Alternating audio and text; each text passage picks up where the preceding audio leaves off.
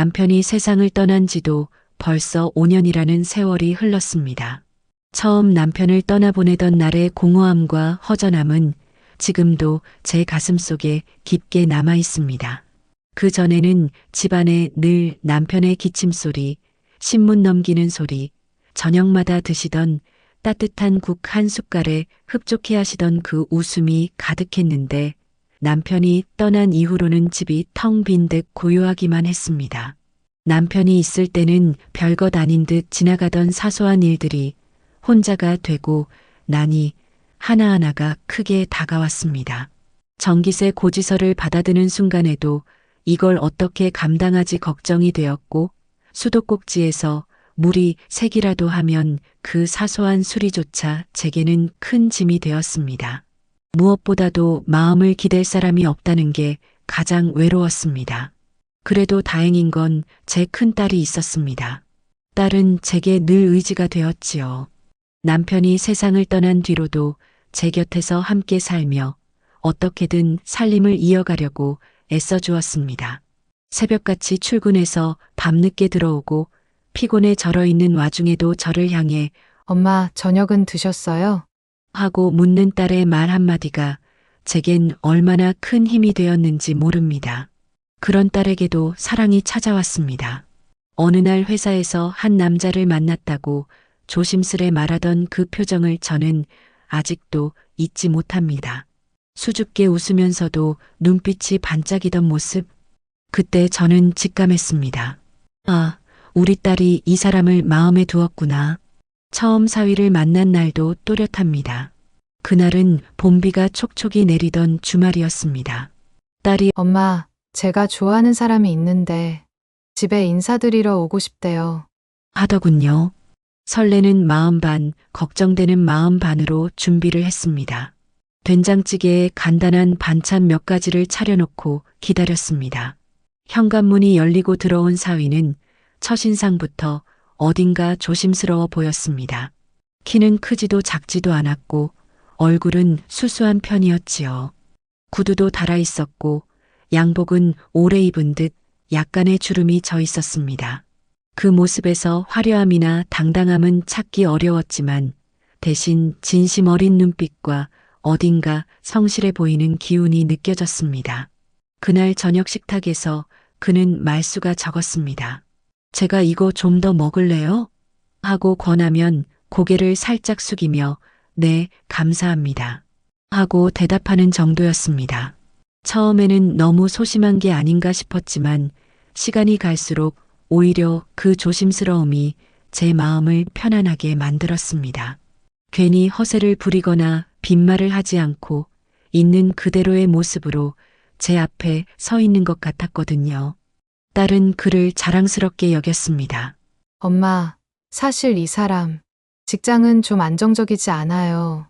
그래도 성실하고 마음이 따뜻해요. 저한테도 항상 배려해주고요. 저는 딸의 말을 들으며 고개를 끄덕였습니다.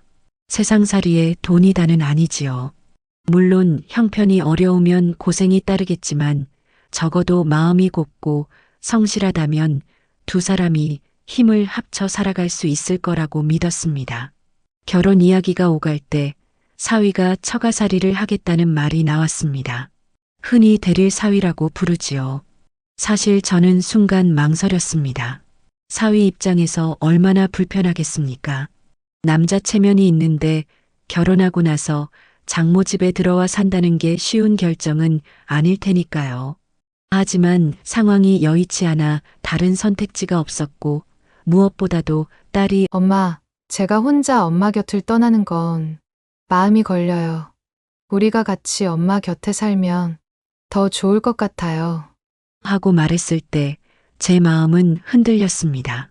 그렇게 해서 사위는 결혼 후 곧장 우리 집에 들어왔습니다. 처음엔 저도 걱정을 많이 했습니다. 낯선 남자와 한 집에서 산다는 게 쉬운 일이 아니니까요. 혹시라도 불편한 상황이 생기면 어쩌나 딸과 다툼이 잦아지면 어쩌나 별별 생각이 다 들었습니다. 하지만 막상 함께 살아보니 사위는 생각보다 성실하고 저를 잘 챙겨주려 애쓰는 모습이 있었습니다.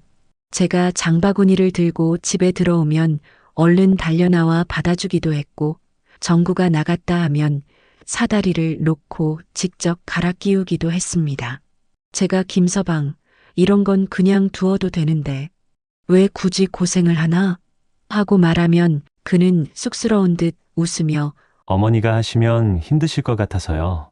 하더군요. 그런 모습에 저는 조금씩 안도했습니다. 아, 그래도 이 사람이라면 내 딸을 잘 지켜줄 수 있겠구나. 적어도 그때까지는 그렇게 믿었습니다. 시간이 조금씩 지나면서 저는 사위가 가진 한계와 그늘을 보게 되었습니다.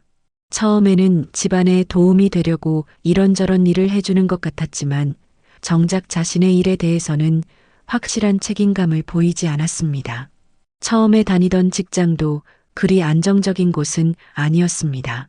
월급도 많지 않았고 근무 환경도 녹록지 않아 보였습니다. 저는 마음속으로 그래도 꾸준히 버티다 보면 언젠가는 자리 잡겠지 하고 믿었습니다. 그러나 어느 날부터인가 사위가 퇴근 후 표정이 점점 어두워졌습니다. 저녁 밥상에 앉아도 숟가락만 휘저으며 말수도 줄어들었지요. 자네 무슨 일 있나? 회사에서 힘들어? 제가 조심스레 물으면 그는 피곤하다는 핑계만 대곤 했습니다. 아니에요, 장모님. 그냥 조금 힘들 뿐이에요. 그 말이 늘 걸렸습니다. 조금 힘들다는 게 단순히 하루의 피곤함인지 아니면 더 깊은 문제인지 알 수 없었으니까요. 그리고 결국 사위는 직장을 그만두었습니다. 처음 그 말을 들었을 때 저는 귀를 의심했습니다. 설마 아무런 대책도 없이 그만둔 건 아니겠지? 하고 생각했습니다. 하지만 사위의 대답은 제 예상과 달랐습니다. 장모님, 그냥 거기 더 다녀봤자 앞날이 없을 것 같아서요. 차라리 다른 길을 찾는 게 나을 것 같아요. 저는 순간 할 말을 잃었습니다. 그래도 당장은 생활비가 필요하고 집안의 책임을 나누어 져야 하는데 무작정 그만두다니. 하지만 차마 크게 나무라지는 않았습니다. 자존심이 상해 있을 텐데 제가 더 몰아붙이면 상처가 될까 걱정이 되었기 때문이지요.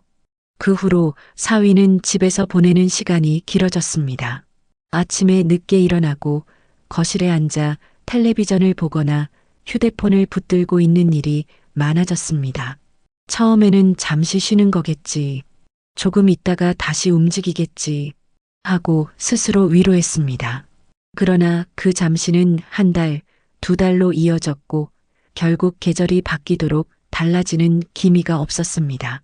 반면 제 딸은 점점 더 지쳐갔습니다.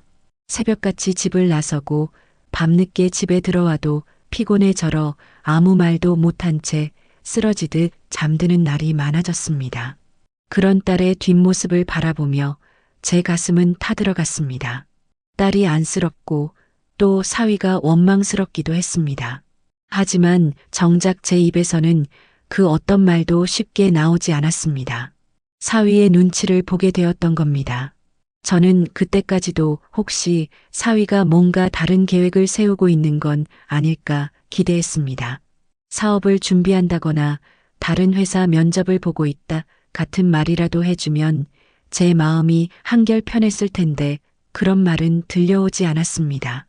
오히려 시간이 지날수록 그의 어깨는 더 구부정해졌고 집안에서 보내는 모습은 점점 더 무기력해졌습니다. 그렇게 시간이 쌓이다 보니 결국 딸이 터져버리고 말았습니다. 당신은 도대체 언제까지 이럴 거야? 제발 나가서 돈이라도 조금 벌어와. 나 혼자 언제까지 이렇게 고생해야 돼? 딸의 목소리는 울음과 분노가 뒤섞여 있었습니다. 그동안 눌러왔던 서러움이 한꺼번에 터져 나온 듯 했습니다. 하지만 사위는 전혀 반성하는 기색이 없었습니다. 오히려 목소리를 높이며 맞받아쳤습니다. 그만 좀 해.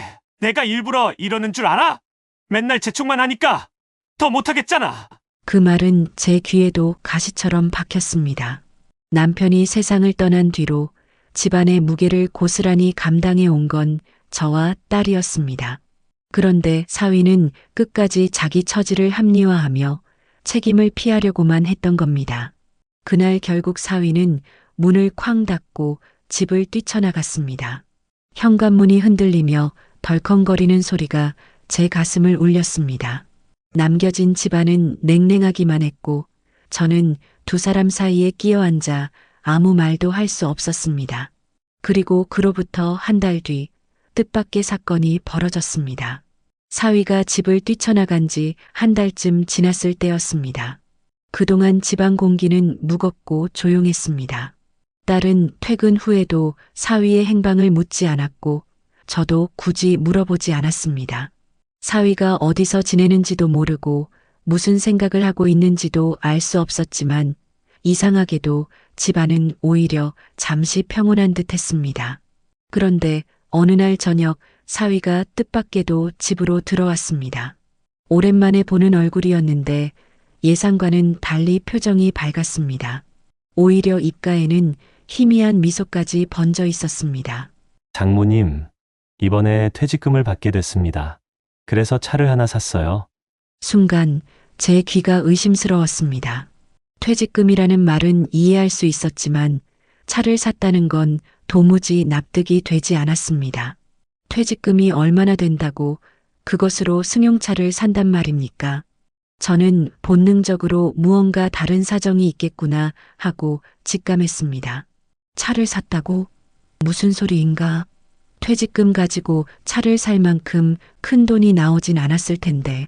제가 조심스럽게 물었지만 사위는 확신에 찬 얼굴로 고개를 끄덕였습니다. 장모님, 이번에 운이 좋았던 것 같아요. 회사에서 생각보다 많이 받게 돼서요. 저는 석연치 않은 마음을 감출 수 없었습니다. 그러나 이내 현관 밖으로 나가본 순간 제 눈앞에 놓인 현실은 더욱 충격적이었습니다. 집 앞에는 정말로 반짝이는 승용차 한 대가 서 있었습니다. 어두운 가로등 불빛 아래 윤기가 흐르는 차체는 제가 평생 직접 가져본 적 없는 그런 물건이었습니다. 순간 머릿속이 멍해졌습니다.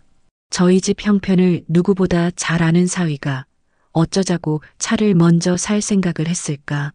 그 차를 보며 드는 첫 감정은 부러움도 기쁨도 아니었습니다. 단지 불안함과 불신이었습니다. 이건 뭔가 잘못됐다. 퇴직금만으로는 도저히 설명이 안 된다. 분명히 다른 데서 돈이 나온 거야. 그날 밤 저는 잠을 이룰 수 없었습니다. 거실 창문 틈 사이로 보이는 은빛 자동차의 모습이 마치 제게 조용히 경고하는 듯 보였습니다. 며칠 뒤 제 불길한 예감은 결국 현실이 되고 말았습니다. 낯선 전화 한 통이 걸려왔습니다. 번호를 확인해 보니 부동산 중개업소에서 온 것이었습니다. 저는 순간 당황했지만 무슨 일인가 싶어 전화를 받았습니다. 여보세요. 혹시 김숙자님 되십니까? 이번에 매매 진행하신 토지 건으로 확인차 연락드렸습니다. 순간 제 심장이 쿵 하고 내려앉았습니다. 네, 토지 매매요? 무슨 말씀이신지 모르겠는데요.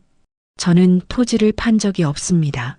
상대방은 잠시 당황한 듯 했지만 곧 차분히 설명했습니다. 아, 그렇습니까? 그런데 이번에 상명동에 있는 땅이 매매가 완료됐습니다.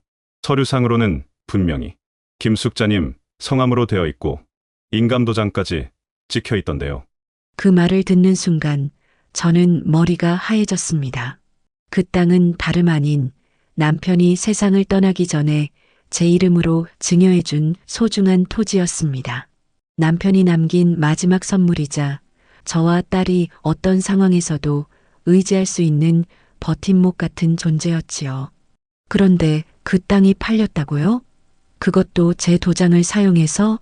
저는 손이 떨려 수화기를 제대로 쥘 수조차 없었습니다. 숨이 가빠오고 가슴이 쿵쾅거리며 뛰었습니다. 순간 머릿속에 떠오른 건 단 한 사람뿐이었습니다. 바로 사위였습니다. 부동산에서 걸려온 전화를 끊고 난 뒤 제 머릿속은 그야말로 아수라장이었습니다. 눈앞이 핑 돌고 손끝까지 얼어붙은 것처럼 차갑게 식어갔습니다. 아무리 생각해도 제 도장을 사용할 수 있는 사람은 한정적이었습니다. 저는 인감도장을 늘 작은 서랍 안 깊숙한 곳에 보관해 두었습니다. 가족이라 해도 함부로 손댈 수 없었는데 그걸 꺼내 쓸 수 있었던 사람은 결국 집 안 사람이었습니다. 제 마음은 이미 답을 알고 있었습니다. 사위, 분명 사위였습니다. 그날 밤 저는 사위를 불러 앉혔습니다. 거실 한가운데에 앉은 저는 두 손을 꼭 움켜쥐고 떨리는 목소리로 말했습니다. 자네, 솔직히 말해보게. 내 이름으로 된 땅을 자네가 팔아버린 건가? 순간 사위는 흠칫 놀라더니 표정을 굳혔습니다. 하지만 이내 당당하다는 듯 어깨를 펴며 대답했습니다. 장모님, 그게 사실은 아내가 저한테 그렇게 하라고 했습니다. 저는 그냥 시킨 대로 한 겁니다. 그 말을 듣는 순간 제 가슴은 또 한 번 무너져 내렸습니다. 저희 집에서 제 딸이 그런 말을 했다고요? 믿을 수 없었습니다. 그래서 저는 곧장 방으로 들어가 딸에게 전화를 걸었습니다. 전화를 받은 딸은 황당하다는 듯 목소리를 높였습니다. 엄마, 그게 무슨 말씀이세요? 저는 전혀 모르는 일이에요. 땅을 판다고요? 저는 그런 얘기 한 적도 없고 알지도 못했어요. 그제야 저는 확신했습니다.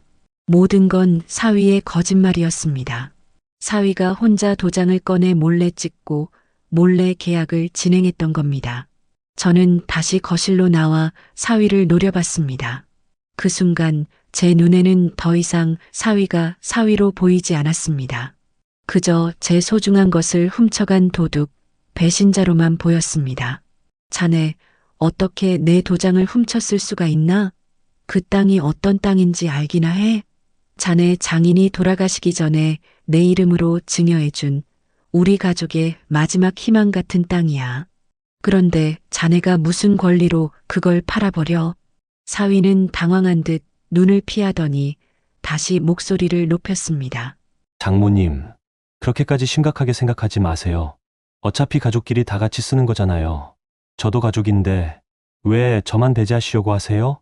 그 말은 제게 기름을 붓는 듯한 말이었습니다. 저는 참을 수 없어 차가운 목소리로 말했습니다.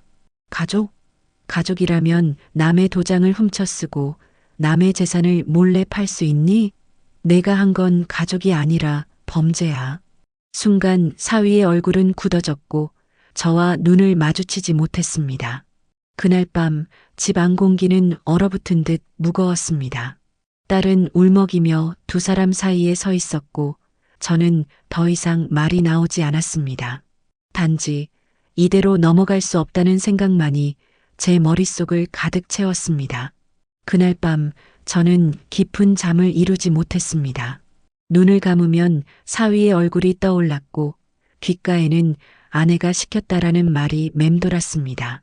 도무지 믿을 수 없는 말이었지만 그 뻔뻔한 태도는 제 속을 뒤집어 놓기에 충분했습니다. 새벽녘 저는 결심했습니다.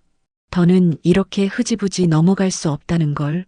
남편이 남기고 간 소중한 땅을, 그토록 소중한 인감도장을 사위가 제 마음대로 훔쳐 팔아버린 사실을 그냥 덮고 살 수는 없었습니다. 다음 날 저녁 저는 사위와 딸을 거실로 불렀습니다. 낮은 조명 아래 무겁게 가라앉은 공기가 세 사람을 둘러싸고 있었습니다. 저는 두 손을 무릎 위에 단단히 얹은 채 떨리는 목소리로 입을 열었습니다. 김서방, 그리고 딸아. 오늘은 분명하게 말해야겠다. 그 땅 매매 당장 취소해라. 내 이름으로 된 그 땅은 너희가 손댈 수 있는 게 아니다.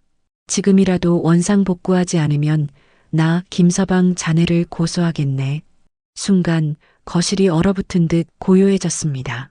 딸은 충격을 받은 듯 제 얼굴을 바라보며 눈을 크게 떴고 사위는 잠시 아무 말도 못하더니 이내 얼굴을 붉히며 정색을 했습니다. 장모님, 고소라뇨? 어떻게 사위한테 그런 말을 하실 수 있어요? 사위의 목소리는 억울함을 가장한 분노로 가득 차 있었습니다. 마치 잘못을 저지른 사람이 아니라 오히려 피해자인 척하는 태도였습니다. 그 뻔뻔함에 제 속은 끓어올랐지만 애써 침착함을 유지하려 했습니다. 내가 한 짓은 단순한 잘못이 아니야. 내 도장을 훔쳐다 쓴 건 명백한 범죄다. 내가 사위인 게 중요한 게 아니야. 누구라도 이런 짓을 했다면 나는 똑같이 했을 거다. 그런데 뜻밖에도 제 딸이 사위 편을 들었습니다. 엄마, 아무리 그래도 그건 너무 심한 거 아니에요? 어떻게 가족을 경찰에 신고하겠다고 하세요? 우리 체면은 어떻게 하고? 그 순간 제 가슴은 또 한 번 무너져 내렸습니다. 남편 없는 세월 속에서도 딸 하나 바라보고 버텨왔는데 그 딸마저 제 편이 아니었습니다. 오히려 저를 몰아세우며 사위 편을 드는 모습은 제 마음에 깊은 상처를 남겼습니다. 저는 더 이상 말을 잇지 못했습니다. 목구멍까지 차오르는 울분을 꾹꾹 눌러 삼킨 채 조용히 자리에서 일어나 방으로 들어갔습니다. 그날 밤 방 안에 홀로 앉아 있자니 눈물이 흘러내렸습니다. 내 편은 아무도 없구나. 이 집안에서 나는 완전히 혼자가 되었구나 하는 생각뿐이었습니다. 하지만 저는 결심했습니다. 설령 딸마저 등을 돌린다 해도 이 일만큼은 반드시 바로잡아야겠다고. 그날 밤 방 안에 홀로 앉아있던 저는 깊은 한숨을 수없이 내쉬었습니다. 딸의 말이 귓가에 맴돌았습니다. 엄마, 가족을 어떻게 고소해요? 그건 너무 심해요. 그 말이 제 마음을 후벼 팠습니다. 하지만 곱씹어 볼수록 분명했습니다. 가족이기에 눈 감아주는 게 아니라 가족이기에 더 이상 참을 수 없는 일이었습니다. 남편이 세상을 떠나며 제게 맡긴 마지막 재산을, 그것도 몰래 훔쳐 팔아넘긴 사위를 그냥 두는 건 남편의 뜻을 짓밟는 것과 다르지 않았습니다. 저는 결심했습니다. 변호사를 찾아가기로. 다음 날 아침 손에 힘이 제대로 들어가지 않아 떨리는 손끝으로 변호사 사무실 전화를 걸었습니다. 수화기 너머에서 들려오는 차분한 목소리에 사정을 간단히 설명했더니 바로 상담 예약을 잡아주겠다고 했습니다. 전화를 끊고 나니 눈물이 왈칵 쏟아졌습니다. 내가 정말 내 사위를 고소하려는 길을 걷고 있구나. 그 사실이 믿기지 않았던 겁니다. 며칠 뒤 변호사 사무실을 찾았습니다. 낯선 책장과 서류 더미가 가득한 방 안에서 검은 양복 차림의 변호사가 저를 맞이했습니다. 저는 손수건으로 손을 꼭 쥔 채 앉아 떨리는 목소리로 하나하나 이야기를 꺼냈습니다. 저 사위가 제 인감도장을 몰래 가져가 제 이름으로 된 땅을 팔아버렸습니다. 저는 전혀 몰랐고 부동산에서 연락을 받고 알게 됐습니다. 변호사는 제 이야기를 끝까지 들은 뒤 차분히 물었습니다. 인감도장을 보관하신 곳은 어디셨습니까? 집 서랍 깊숙이 넣어뒀습니다. 평소에는 절대 손대지 않았습니다. 그 도장을 사위가 어떻게 손에 넣었는지 아십니까? 정확히는 모르겠습니다. 하지만 제 방에 들어가서 가져간 게 틀림없습니다. 변호사는 고개를 끄덕이며 메모를 했습니다. 그러더니 서류를 꺼내며 말했습니다. 이건 명백한 위조와 횡령에 해당합니다. 증거만 충분하다면 고소는 어렵지 않습니다. 우선 매매 계약서 사본, 그리고 등기부, 등본을 떼어 오셔야 합니다. 그 말을 듣는 순간 제 마음은 무겁게 내려앉았지만 한편으로는 확신이 생겼습니다. 이건 단순한 가족 싸움이 아니구나. 법이 개입해야 하는 문제구나. 집에 돌아온 저는 곧장 구청을 찾아가 등기부 등본을 발급받았습니다. 그 서류에는 제 이름과 함께 매매 완료라는 붉은 글씨가 선명히 찍혀 있었습니다. 그 순간 가슴이 찢어지는 듯 아팠습니다. 남편이 제게 맡긴 마지막 유산이 붉은 글씨 하나로 무참히 짓밟혀버린 듯 했기 때문입니다. 저는 떨리는 손으로 서류를 다시 봉투에 넣으며 스스로 다짐했습니다. 끝까지 가자. 설령 딸이 등을 돌려도 이 일만큼은 바로잡아야 한다. 며칠 뒤 저는 정식으로 고소장을 제출했습니다. 검찰청 건물 앞에 서 있는 제 모습은 너무 작고 초라해 보였지만 제 마음만큼은 단단히 굳어져 있었습니다. 사위의 잘못을 바로잡지 않으면 우리 집안의 이름과 제 삶까지 무너질 것 같았으니까요. 고소장을 제출한 뒤 며칠 동안 제 마음은 늘 불안했습니다. 하지만 절차는 빠르게 흘러갔습니다.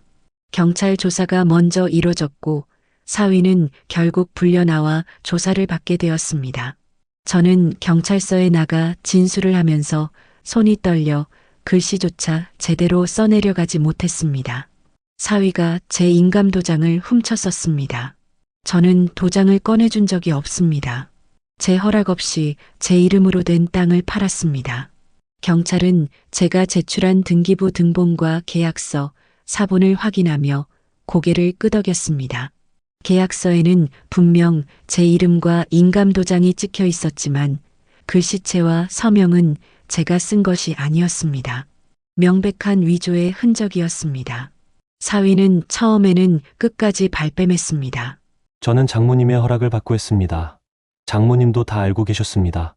그러나 경찰은 곧바로 물었습니다. 허락을 받으셨다고요? 그렇다면 왜 장모님의 서명이 아닌 필체가 나왔을까요?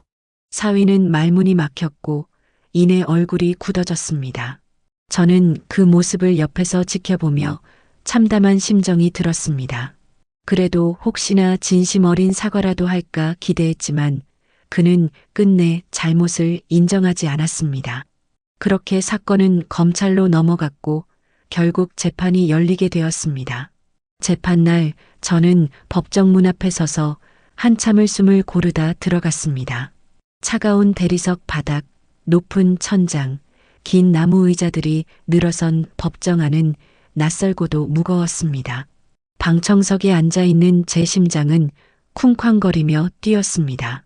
잠시 후 사위가 들어왔습니다. 정장을 입고 있었지만 어딘가 초라해 보였습니다.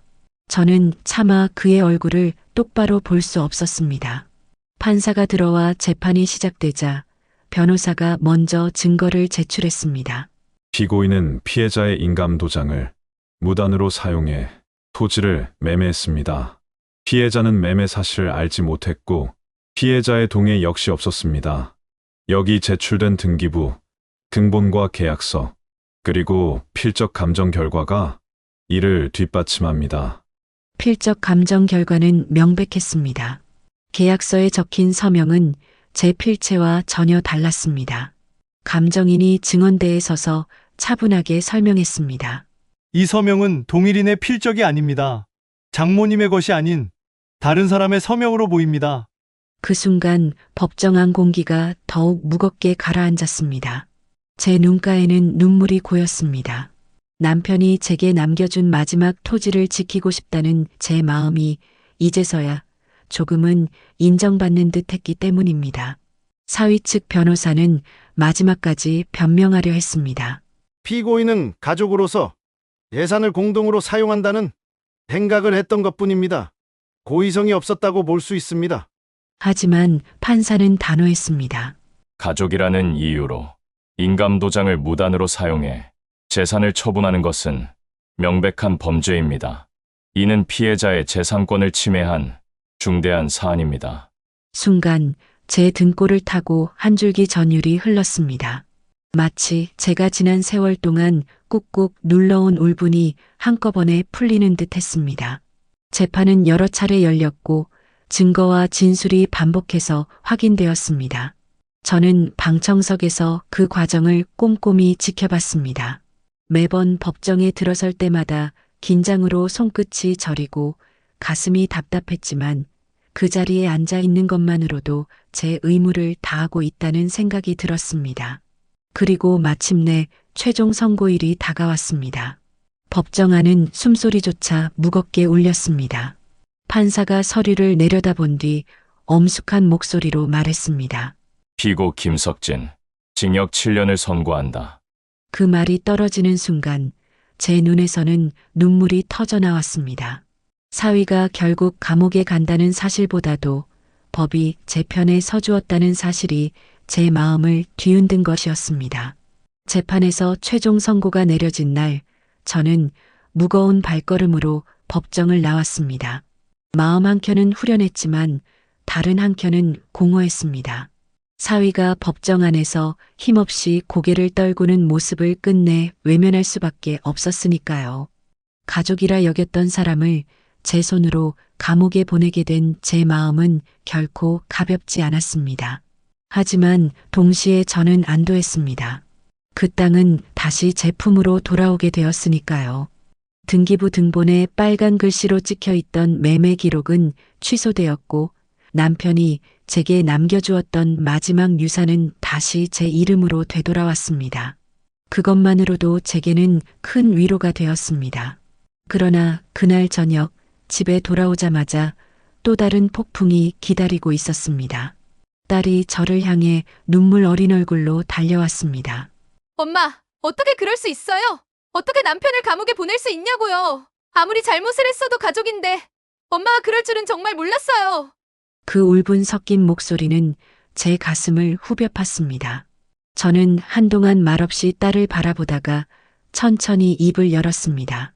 내 남편은 단순히 잘못을 한 게 아니야. 내 도장을 훔쳐서 내 땅을 팔아버렸어. 그건 가족의 문제가 아니라 범죄야. 법이 아니면 바로잡을 수 없는 일이었어. 하지만 딸은 고개를 절레절레 흔들며 울먹였습니다. 그래도 엄마 그래도 가족인데 감옥까지는 보내지 말았어야죠. 왜 그렇게까지 하셨어요? 저는 이제 엄마 얼굴을 어떻게 봐야 할지 모르겠어요. 그 말을 들으니 오히려 제 눈에 눈물이 차올랐습니다. 수십 년 동안 남편 없이 버티며 딸 하나 믿고 살아왔던 제 인생이 허무하게 느껴졌습니다. 정작 가장 믿었던 딸이 제 편이 아니었으니까요. 저는 차갑게 말했습니다. 내가 내 편이 아니구나. 나는 이 집안에서 끝내 혼자구나. 그렇다면 이제 나도 결심을 해야겠다. 오늘부로 너는 내 딸이 아니다. 내 남편과 함께 나가거라. 더는 내 집에서 살 수 없다. 순간 거실은 얼어붙은 듯 고요해졌습니다. 딸은 충격의 말을 잇지 못했고 이내 울음을 터뜨렸습니다. 사위는 그런 딸의 어깨를 감싸 안으며 저를 노려보았습니다. 하지만 저는 단호했습니다. 마음이 찢어지는 듯 아팠지만 더는 물러설 수 없었습니다. 그날 밤 딸과 사위는 결국 집을 떠났습니다. 현관문이 닫히는 소리가 마치 제 심장을 찍는 듯 아프게 울렸습니다. 한 달 뒤 사위는 예정대로 교도소에 수감되었습니다. 그리고 딸은 소식조차 전해오지 않았습니다. 집은 다시 고요해졌습니다. 그러나 이번의 고요는 예전과 달랐습니다. 남편을 잃었을 때의 허전함과는 또 다른 냉정한 평온이었습니다. 저는 혼자가 되었지만 오히려 그 고요 속에서 처음으로 제 마음이 편안해짐을 느꼈습니다. 더 이상 남의 눈치를 볼 필요도 사위의 무책임한 행동에 가슴을 치며 한숨 쉴 필요도 없었습니다. 남편이 남겨준 땅을 지켜냈다는 사실 하나만으로도 제 삶은 다시 제자리로 돌아온 듯 했습니다. 집에 다시 혼자 남게 되었을 때 처음 며칠은 공허함이 몰려왔습니다. 현관문을 열어도 맞아주는 사람이 없고 부엌에서 반찬을 꺼내도 함께 젓가락을 부딪힐 사람이 없다는 사실이 낯설게 다가왔습니다. 저녁밥을 차리며 밥 한 공기와 국 한 그릇을 놓았을 때 빈자리가 더 크게 느껴졌습니다. 예전에는 딸이 퇴근에 들어오면 엄마 뭐 드셨어요? 하며 제 밥상에 같이 앉아주곤 했는데 이제는 그런 목소리조차 들리지 않았습니다.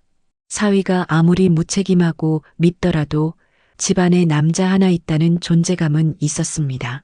하지만 지금은 그 모든 소리들이 사라지고 그저 시계 초침 소리만이 집안을 채우고 있었습니다.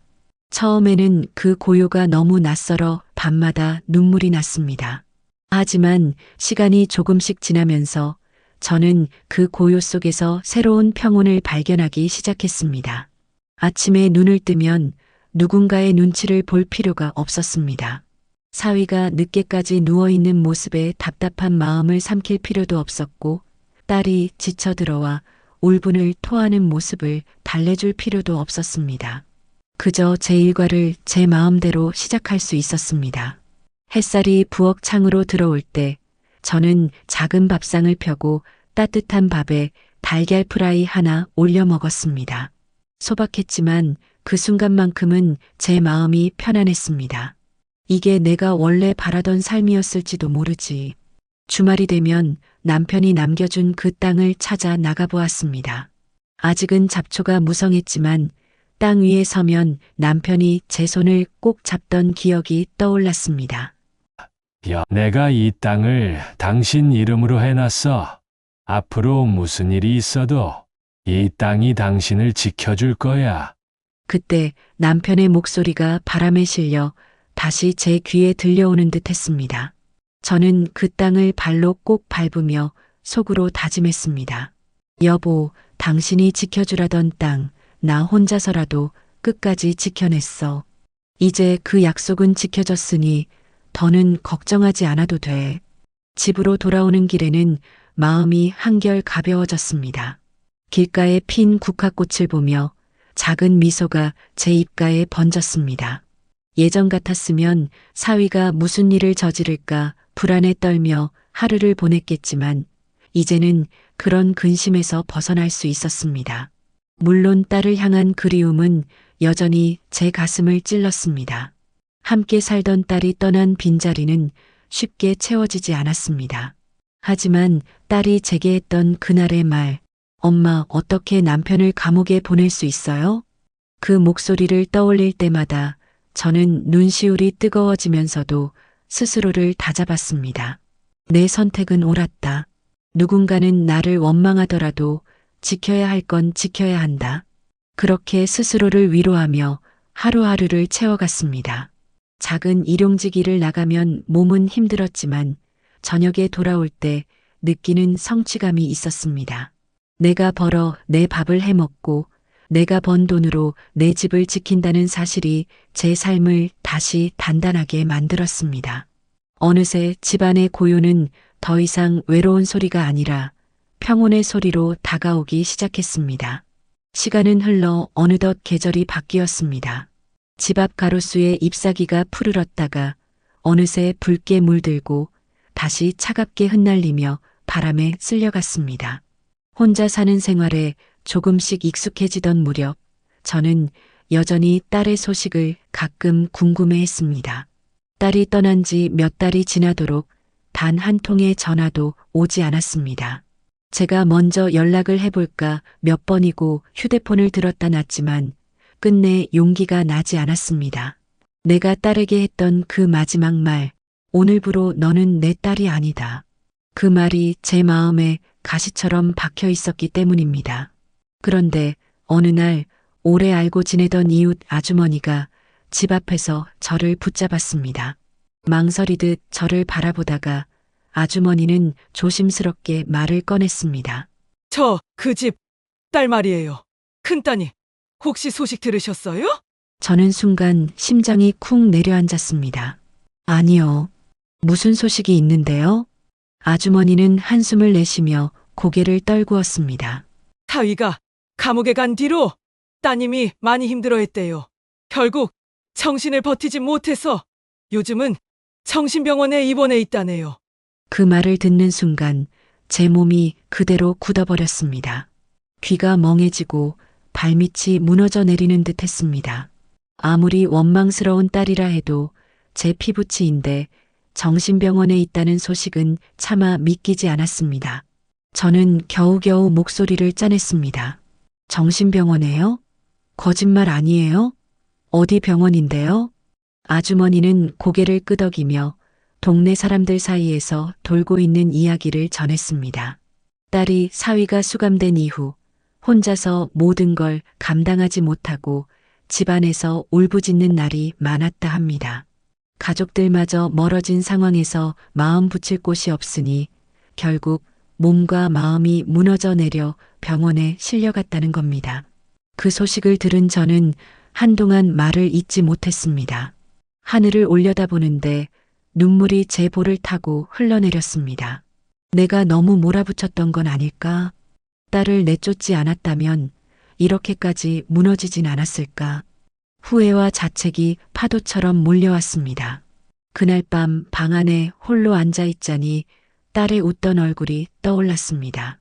어린 시절 제 곁에 꼭 붙어 다니며 엄마 나랑 같이 자자 하던 그 모습, 결혼 전날 제 앞에서 눈시울을 붉히며 엄마 나 시집가도 엄마 옆에 있을 거예요 하던 그 목소리, 그 모든 기억들이 얇은 종이처럼 한 장 한 장 찢겨나가듯 제 가슴을 후벼 팠습니다. 내가 잘못한 걸까? 아니, 사위의 잘못이 더 컸다. 하지만 결국 상처는 딸이 고스란히 받았구나. 제 마음은 갈기갈기 찢어졌습니다. 사위를 감옥에 보낸 것이 옳은 선택임은 분명했습니다. 하지만 그 대가로 딸마저 잃게 된 현실이 저를 무너뜨렸습니다. 딸이 정신병원에 입원했다는 소식을 들은 날 이후 제 마음은 한시도 편안할 수 없었습니다. 낮에는 일손이 잡히지 않았고 밤에는 눈을 감아도 딸의 얼굴만 떠올라 잠을 이룰 수 없었습니다. 어린 시절 제 손을 꼭 붙잡고 마당을 뛰어다니던 딸, 학교에서 돌아와 가방을 던져놓고 제 품에 안기던 딸, 그리고 결혼식 날 눈물 흘리며 엄마 늘 고마워요 하던 그 딸이 자꾸 제 앞에 나타났습니다. 시간이 지날수록 후회가 가슴을 파고들었습니다. 내가 그날 그렇게까지 말하지 않았더라면 오늘부로 너는 내 딸이 아니다. 그 말이 돌처럼 무겁게 제 심장을 짓눌렀습니다. 며칠을 망설이다 결국 저는 병원으로 향하기로 마음을 먹었습니다. 아침에 눈을 뜨자마자 옷을 갈아입고 버스를 타고 나섰습니다. 창밖으로 스쳐 지나가는 풍경이 전혀 눈에 들어오지 않았습니다. 오직 한 생각, 딸을 다시 볼 수 있다는 기대와 두려움이 뒤섞여 제 가슴을 요동치게 했습니다. 병원 근처에 도착했을 때 제 발걸음은 점점 느려졌습니다. 높은 담장 너머로 병원 건물이 보였는데 창문마다 굳게 잠긴 쇠창살이 드리워져 있었습니다. 그 풍경만으로도 제 눈가에는 눈물이 맺혔습니다. 내 딸이 저 안에 갇혀 지내고 있구나. 그 현실이 참을 수 없이 쓰라렸습니다. 병원 입구 앞에 다다랐을 때 제 발걸음은 멈춰 섰습니다. 안으로 들어가 접수를 하고 딸의 이름을 말하면 곧장 만날 수 있을 겁니다. 하지만 동시에 머릿속에서 수많은 생각이 떠올랐습니다. 내가 얼굴을 보러 가면 딸이 날 반길까? 아니면 원망스러운 눈빛으로 나를 외면할까? 나 때문에 여기까지 왔다고 소리치진 않을까? 그 생각에 제 발걸음은 차마 안으로 들어서지 못했습니다. 병원 앞 벤치에 앉아 손수건을 손에 꽉 쥔 채 한참을 앉아 있었습니다. 저 멀리서 환자복을 입은 사람들이 보호사와 함께 천천히 산책하는 모습이 보였습니다. 그 중에 혹시 딸이 있을까 싶어 눈을 크게 뜨고 한 사람 한 사람을 바라보았습니다. 하지만 어디에도 딸의 모습은 보이지 않았습니다. 바람이 불어와 제 머리칼을 흩날렸습니다. 저는 고개를 숙이며 속으로 중얼거렸습니다. 딸아, 엄마가 널 이렇게라도 보러 왔다. 직접 안으로 들어가진 못했지만 엄마 마음은 여기 내 곁에 있다. 결국 그날 저는 병원 안으로 들어가지 못한 채 발길을 돌렸습니다.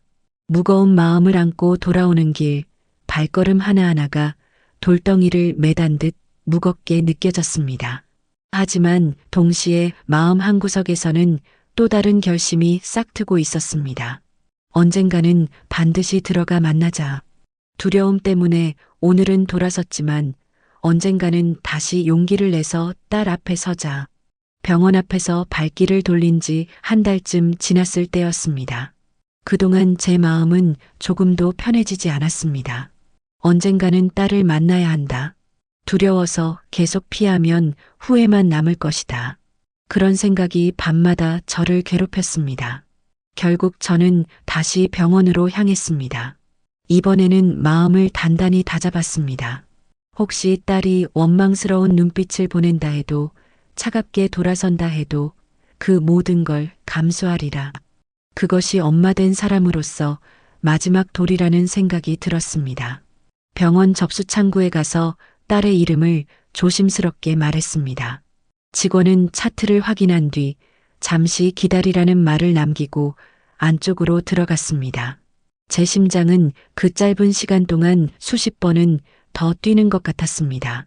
손바닥에는 땀이 맺혀 수건을 꼭 쥐어야 했습니다. 잠시 후 간호사가 나타나 저를 안내했습니다. 긴 복도를 따라 걸어가면서 제 발걸음은 무겁고 떨렸습니다. 철문이 덜컹 소리를 내며 열리고 안쪽 병동 특유의 소독약 냄새가 코끝을 찔렀습니다.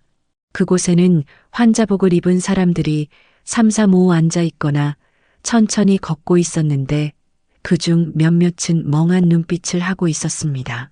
그 풍경에 가슴이 저며왔습니다. 그리고 마침내 저는 한 구석에 앉아 있는 딸을 발견했습니다. 환자복을 입은 딸은 한눈에 봐도 많이 야위어 있었습니다. 긴 머리는 헝클어져 있었고 두 눈은 깊게 움푹 들어가 있었습니다. 예전에 또렷하고 씩씩하던 모습은 찾아보기 어려웠습니다. 딸아, 저도 모르게 입에서 그 말이 흘러나왔습니다. 제 목소리를 들은 딸이 고개를 천천히 돌렸습니다. 순간 제 심장이 멎는 줄 알았습니다. 딸의 눈빛 속에는 수많은 감정이 얽혀 있었습니다. 반가움인지 원망인지 아니면 그저 공허함인지 알 수 없었습니다. 딸은 잠시 저를 바라보다가 떨리는 목소리로 말했습니다. 엄마, 진짜 엄마예요. 그 한마디에 제 무릎이 힘을 잃고 주저앉을 뻔했습니다. 눈물이 차올라 목구멍이 막혀버렸습니다. 그래, 내가 내 엄마다. 미안하다. 엄마가 너무 심했지. 내 마음을 다 헤아리지 못하고 너무 큰 상처만 줬구나.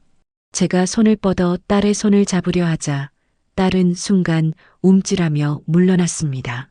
그 모습에 제 가슴은 찢어지는 듯 아팠습니다.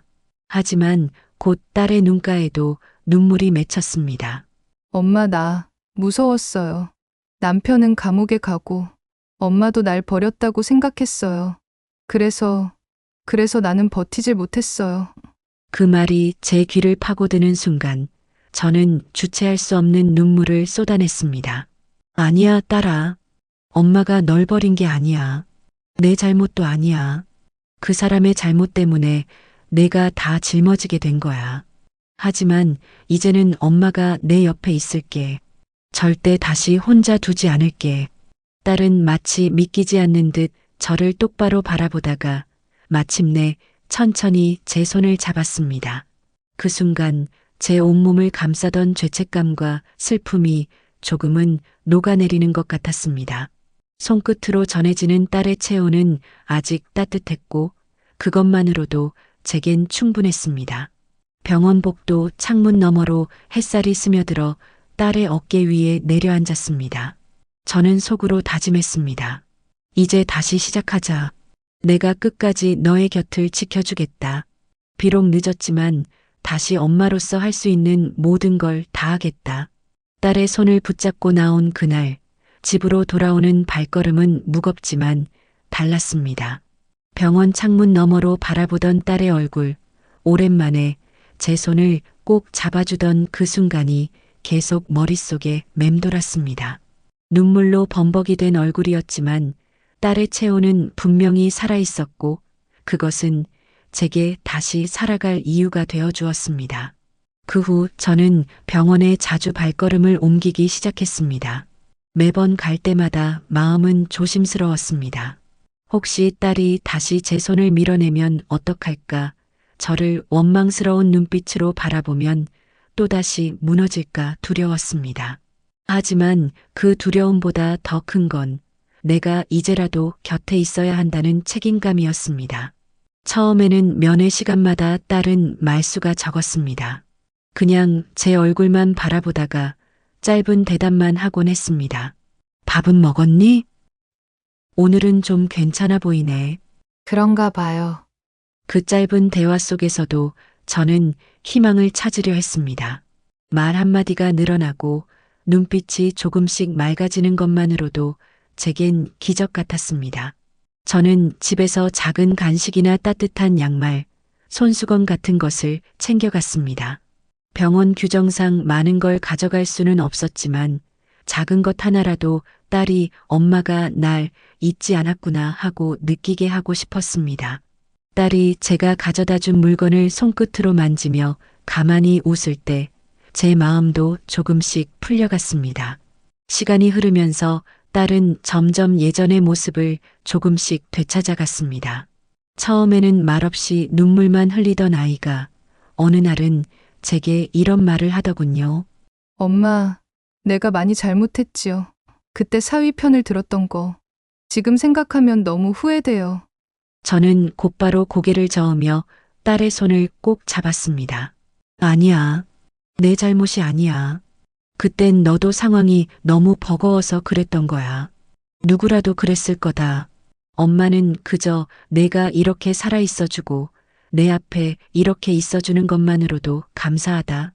딸은 제 말에 또 눈물을 흘렸습니다. 하지만 그 눈물은 예전처럼 절망의 눈물이 아니라 후회와 회복이 섞인 눈물처럼 보였습니다.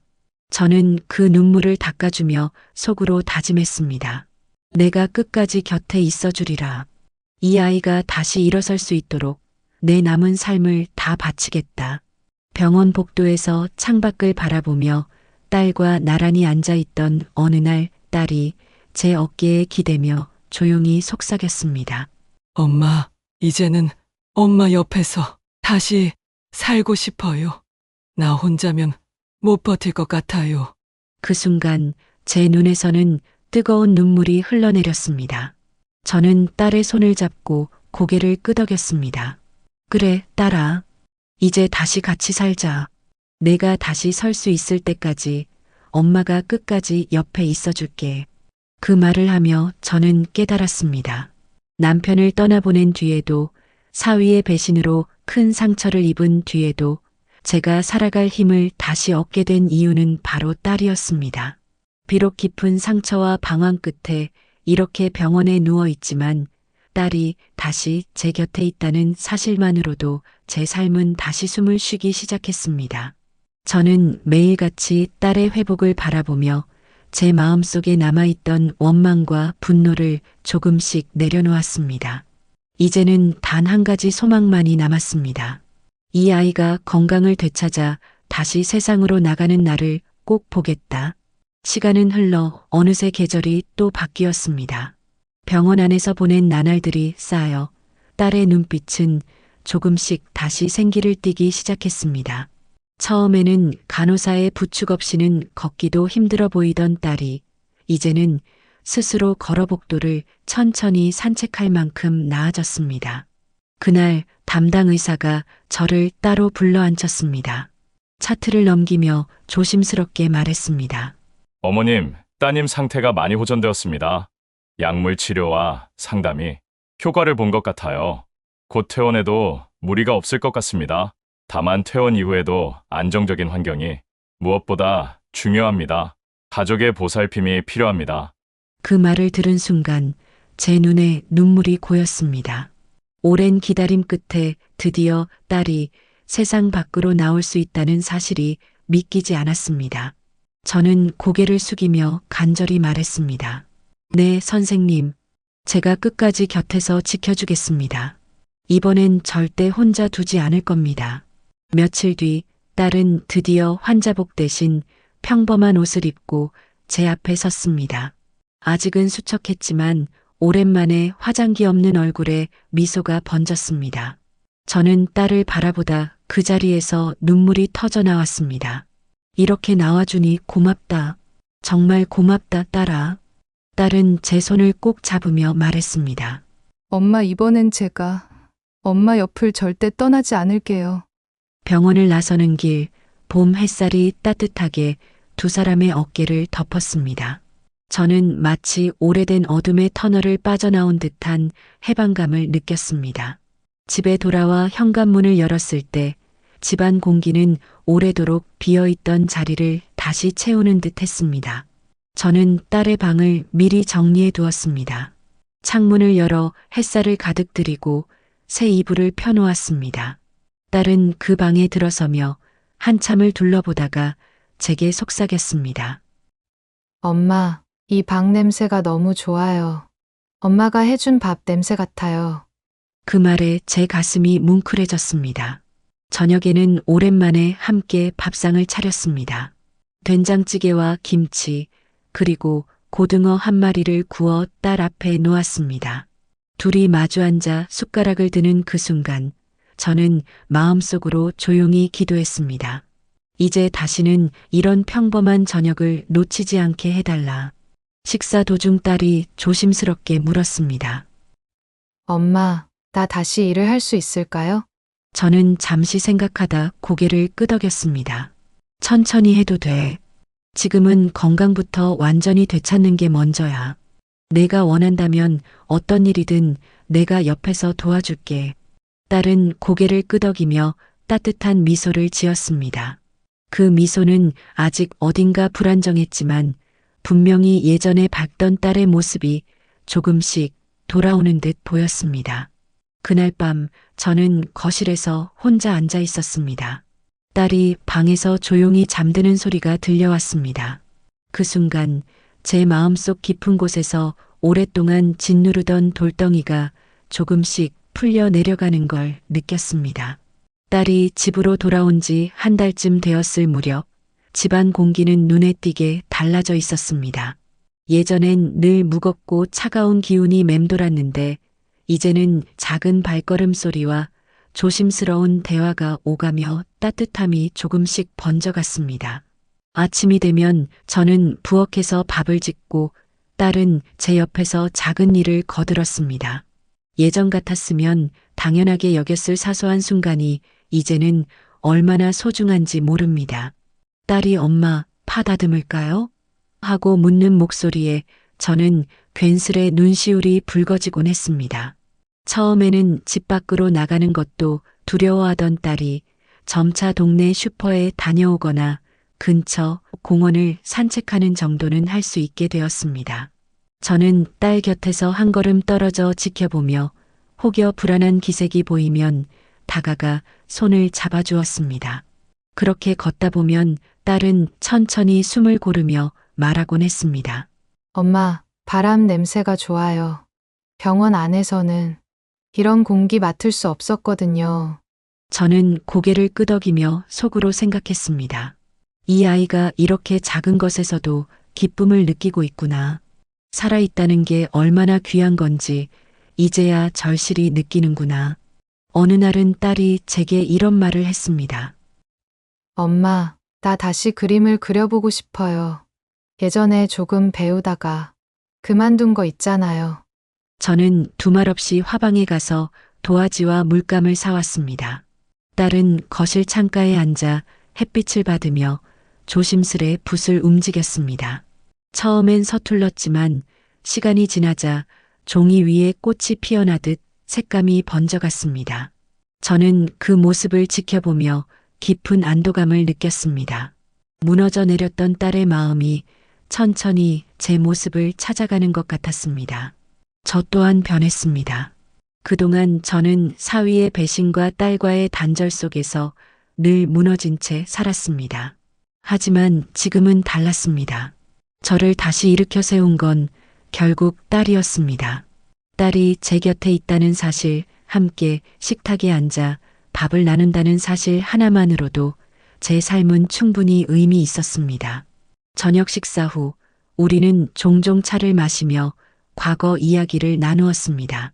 물론 아픈 기억도 많았지만 딸은 이제 예전처럼 눈을 피하지 않았습니다.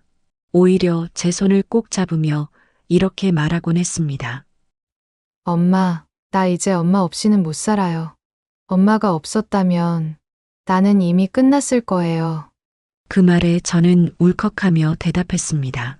아니야, 우리 둘 다 다시 살아난 거야. 서로를 붙잡았으니까. 그 순간 저는 깨달았습니다. 가족이란 피로만 맺어지는 게 아니라 끝내 서로를 포기하지 않는 마음으로 이어진다는 것을. 한때는 원망과 오해로 등을 돌렸지만 결국 서로의 손을 다시 잡을 수 있었기에 우리는 여전히 가족이었습니다. 딸이 집으로 돌아와 함께 지낸 지도 어느덧 반년이 지나 있었습니다. 처음엔 불안한 눈빛으로 제 곁을 떠나지 못하던 딸이 이제는 조금씩 자신의 힘으로 일상을 회복하려는 모습을 보여주었습니다. 어느 날 아침 식탁에 앉아 아침밥을 먹던 딸이 조심스레 입을 열었습니다. 엄마, 나 다시 일을 해볼까 해요. 저는 순간 젓가락을 내려놓고 딸을 바라봤습니다. 그 말 한마디에 심장이 두근거렸습니다. 아직은 이르지 않을까 걱정도 되었지만 동시에 그 말 속에서 희망을 느낄 수 있었습니다. 어떤 일을 하고 싶니?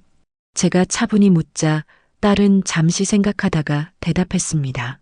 전처럼 무리하는 건 안 되고 작은 일부터 해보고 싶어요. 동네 아이들 미술 학원에서 보조 선생님 자리를 구한다는데 거기부터 시작해 보려고요. 엄마가 사다 준 물감으로 그림 그리다 보니 다시 해보고 싶다는 생각이 자꾸 들어요. 그 순간 제 눈가가 뜨거워졌습니다. 한때 아무것도 할 수 없다고 주저앉아 있던 딸이 스스로 다시 일어서려 하고 있었습니다. 저는 조용히 고개를 끄덕이며 말했습니다. 그래, 엄마가 옆에서 도와줄게. 힘들면 언제든 쉬어도 되고 다시 돌아와도 돼. 중요한 건 내가 하고 싶다는 마음이잖아.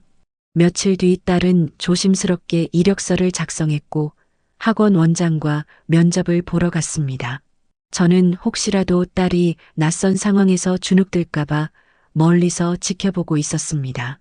긴장한 듯 손을 꼭 모으고 앉아있던 딸은 면접이 끝나고 나와 저를 보자 환하게 웃었습니다. 엄마, 나 해낼 수 있을 것 같아요. 그 미소는 오랜만에 보는 빛이었습니다. 병원에서 집에서 울던 얼굴이 아니라 세상을 다시 마주하려는 얼굴이었습니다. 그리고 며칠 후 딸은 드디어 미술학원에서 보조 선생님으로 첫 발을 내딛었습니다. 저는 딸이 일하러 가는 모습을 현관에서 바라보며 속으로 기도했습니다. 제발 이 길이 오래도록 이어져 아이가 다시 자신을 찾아가게 해달라. 저 역시 변화가 찾아왔습니다. 그동안 혼자만의 집에 갇혀 살던 저는 딸이 일을 시작하자 오랜만에 제 시간도 생겼습니다. 동네 경로당에서 사람들과 어울려 담소를 나누기도 하고 작은 텃밭을 가꾸며 채소를 심었습니다. 매일같이 딸만 바라보며 걱정하던 마음이 조금씩 풀리자 저 자신도 다시 살아가는 힘을 얻을 수 있었습니다. 어느 저녁 딸이 일터에서 돌아와 제 곁에 앉아 말했습니다. 엄마, 오늘 아이들이 제가 도와준 그림을 보고 너무 좋아했어요. 그게 얼마나 뿌듯하던지 몰라요. 이제야 조금은 내가 쓸모 있는 사람이라는 생각이 들어요. 저는 딸의 손을 꼭 잡으며 말했습니다. 그럼 됐다. 딸아, 그거면 충분하다. 내가 스스로 웃을 수 있다면 그게 엄마가 바라는 전부다. 그날 밤 저는 오랜만에 마음 깊은 곳에서 평온함을 느꼈습니다. 남편이 떠나고 사위의 배신으로 집안이 무너졌을 때 모든 게 끝났다고 생각했습니다. 하지만 이렇게 시간이 흘러 딸과 함께 다시 웃을 수 있게 될 줄은 몰랐습니다. 딸이 퇴원한 뒤 다시 집으로 돌아온 지도 어느덧 몇 해가 흘렀습니다. 처음에는 조심스레 걷는 걸음 하나에도 불안이 스며 있었지만 시간이 쌓이면서 딸의 얼굴에는 조금씩 다시 생기가 돌기 시작했습니다. 아침 햇살이 거실 창을 넘어 들어오면 딸은 창가에 앉아 그림을 그리거나 책을 읽었습니다. 그 모습은 예전의 절망에 짓눌리던 얼굴이 아니라 새로운 희망을 조용히 품고 있는 얼굴이었습니다. 저는 그런 딸을 바라보며 매일같이 마음속으로 감사했습니다. 살아줘서 고맙다. 다시 내 곁으로 와줘서 고맙다. 사위의 배신과 긴 재판, 그리고 딸과의 단절로 무너졌던 지난 시간들이 이제는 조금씩 치유되는 듯 했습니다. 저녁이면 우리는 늘 소박한 밥상을 함께 했습니다. 된장찌개와 김치, 작은 생선 한 토막이 전부였지만 그 자리에는 오랜만에 웃음소리가 다시 돌아왔습니다. 딸은 가끔 아이들을 가르치며 있었던 일을 이야기했고 저는 텃밭에서 캔 상추를 건네며 웃음을 나누었습니다. 그 웃음은 격렬하지 않았습니다. 잔잔했지만 오래 남는 울림이 있었습니다. 계절이 바뀔 때마다 저는 늘 이렇게 생각했습니다. 삶이란 무너져도 다시 일어날 수 있는 거구나. 포기하지 않으면 반드시 다시 꽃이 피는 거구나. 딸과 함께 걷는 봄길의 벚꽃, 여름의 매미소리, 가을의 단풍, 겨울의 첫눈까지 모든 계절이 예전과 달리 더 선명하게 제 마음에 새겨졌습니다. 어느 날 밤 딸이 제 방 앞에 조용히 서 있더니 이렇게 말했습니다. 엄마, 내가 언젠가 다시 가정을 꾸리게 되더라도 절대 엄마 곁을 떠나지 않을 거예요. 나한테 엄마는 이제 세상 전부예요. 저는 그 말에 눈물이 쏟아져서 딸을 꼭 끌어안았습니다. 그리고 속으로 다짐했습니다. 내 남은 생이 길지 않더라도 마지막 순간까지 이 아이의 곁을 지켜주리라. 그것이 내가 해야 할 마지막 도리다. 이제 저는 더 이상 외롭지 않았습니다. 지난 세월의 상처와 배신, 원망은 여전히 제 가슴 어딘가에 남아 있었지만 그보다 더 크게 자리 잡은 건 희망과 감사였습니다. 살다 보면 누구나 예상치 못한 고통을 겪습니다. 하지만 그 고통 끝에도 반드시 다시 걸어갈 길이 있습니다. 저와 제 딸이 그렇게 증명했습니다. 끝내 서로를 포기하지 않았기에 우리는 다시 가족으로 이어질 수 있었습니다. 저는 지금도 하루하루를 소중히 여기며 살아갑니다. 늦게나마 깨달았습니다. 인생에서 가장 값진 건 돈도 재산도 아닌 결국은 옆에 남아있는 가족이라는 사실을